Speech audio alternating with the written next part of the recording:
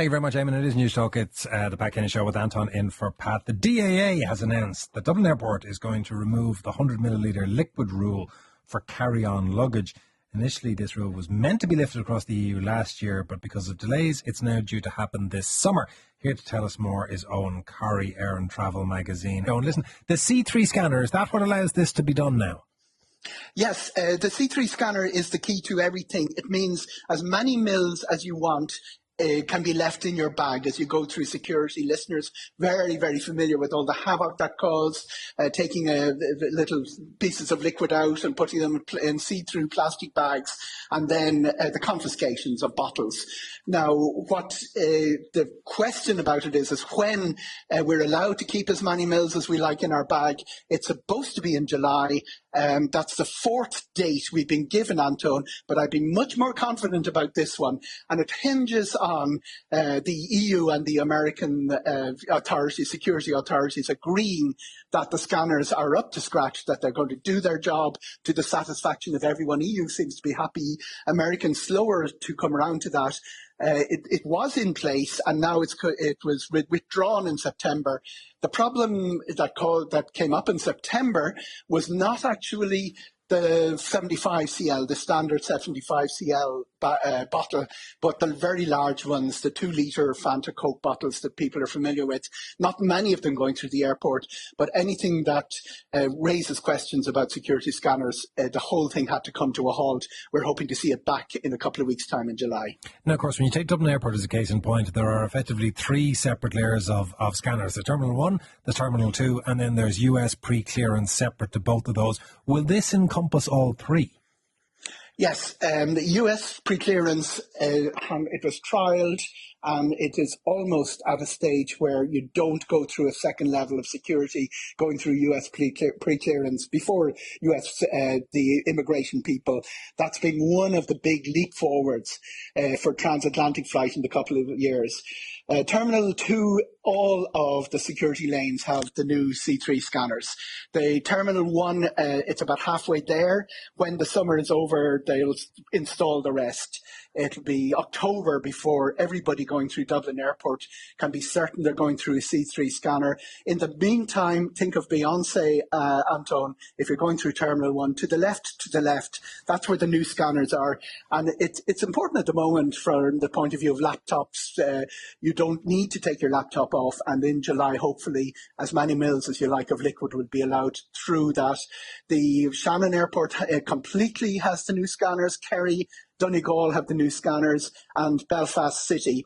Belfast International, most of the way there, halfway there, they have a new security terminal. And Cork, as soon as the big summer rushes over, the hammers and the drills will be moving in, and they'll have the new scanners by next summer. By next summer, everything will be clean, but there's still a rider, Anton.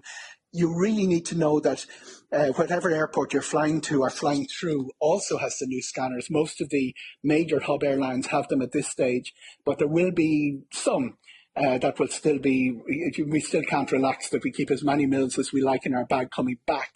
But certainly flying out from all the Irish airports by next summer, we'll be clear. And is the intent that Europe will normalise that and create a consistent regime? There's no obligation on airports to introduce it. There's no penalties for not introducing it, but they all see the advantages of doing so. Grumpy passengers aren't good for airports. They cost a lot bit more, and they require a higher level of security manning. So there's a staffing issue. But none of the European airlines have balked at that. In fact, they've all been quite quick to jump, including even, as I say, the smaller airports in Europe. Worldwide, it'll take a little bit longer, but you've got to remember that almost all the aviation that we're concerned with is to Europe or North America. And that's where the lead has been taken, and that's where the big pace of change is here. And one assumes that there is a commercial advantage to both the airports and the airlines, in that the less that you have interventions where somebody's bag has to be gone through, has to be checked manually, the faster you can throughput huge quantities of passengers. Absolutely. The number of the number of passengers going through is about 6 in a minute, and that goes down, believe it or not, to between 1 and 2 in winter when there's coats and scarves. We've all been behind that passenger in the queue. So when you don't have to take the liquids out and have the conversation, by the way, have you liquids in your bag and, oh, I've forgotten this and I've forgotten that. All of that has slowed the process down. It led to big drama like the massive security queues we saw in America. We still see queues of security queues of up to 3 hours in some airports. And of course, listeners will be very familiar with what happened to Dublin Airport 2022 when we'd a couple of days where passengers were missing flights because of the length of security queues. All of that sorted. Dublin Airport produced their number of passengers, more than 90% going through security in less than 20 minutes during the week. But anything that speeds up that process, gets people through, helps the airport in loads of ways, some of them very obvious. The passengers are happier. The second thing is the franchisees, the food people, the shops, all of that, they're much happier as well. Their sales went through the bottom in 2022 when people were stressed and taking ages to get through security. And what about then for the air side? Because I assume that there's big revenues in people buying the soft drinks or the waters that they weren't allowed carried through with them, and they're sold at a premium on airside, and therefore it's advantageous to the retailers in the airports. Will they now lose out because people can bring their bottles from home?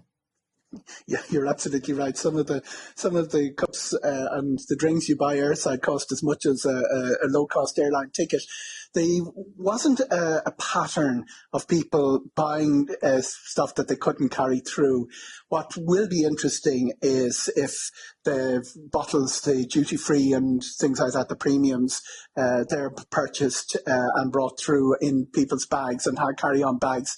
But there hasn't been sort of a cause and effect that making people leave their water behind leads to an increase in water sales in the airside. And in fact, a lot of the for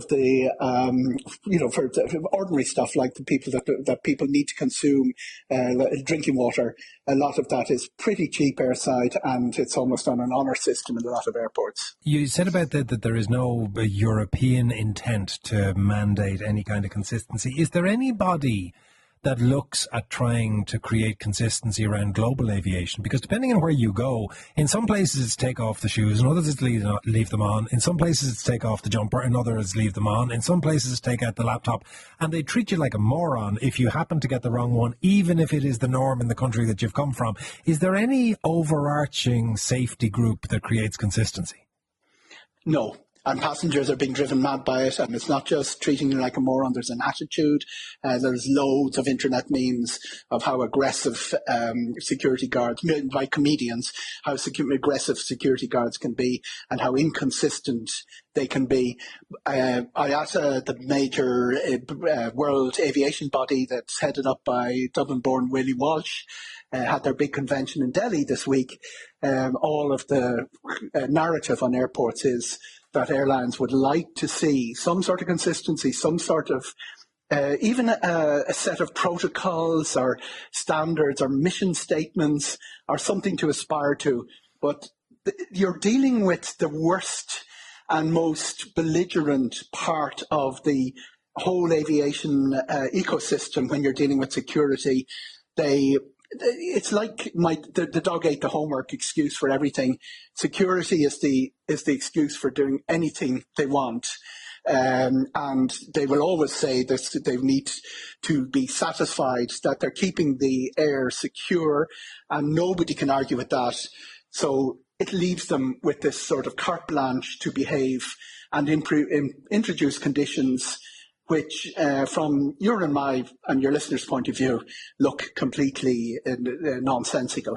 And which are very different to the now accepted norms of a customer experience. If you're arriving into an airport and you have things like counterless car rental, contactless car rental, the assumption that you can move relatively unencumbered, and then at the heart of this system, you have a potentially 45-minute duration to wade your way through security. It's something of an anomaly compared to the rest of the experience, isn't it?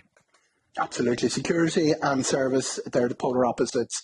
Airports want to make their security people happy because it's a separate authority, and then they talk about improving service levels to make up for the security experience and indeed the immigration experience in a lot of places. It's something that's there. Airports aren't going to argue with them.